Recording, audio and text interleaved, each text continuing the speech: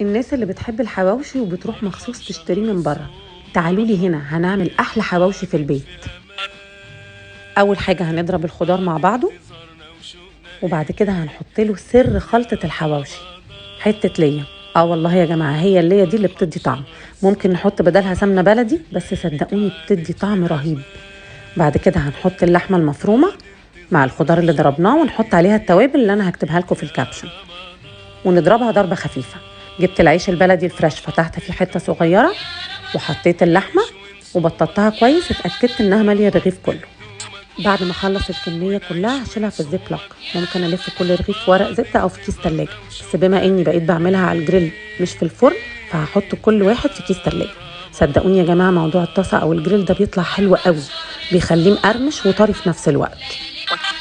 طلعت الحواوشي فك خالص، وبعدين سخنت الجريل كويس ورشيت على الحواوشي زيت من الناحيتين، ارشه او ادهنه. حطيته على نار عاليه، واول ما ابتدى ياخد لون وطيت شويه عشان يستوي من جوه. حطوا جنبه بطاطس محمره وطحينه، واحلى فطار في رمضان.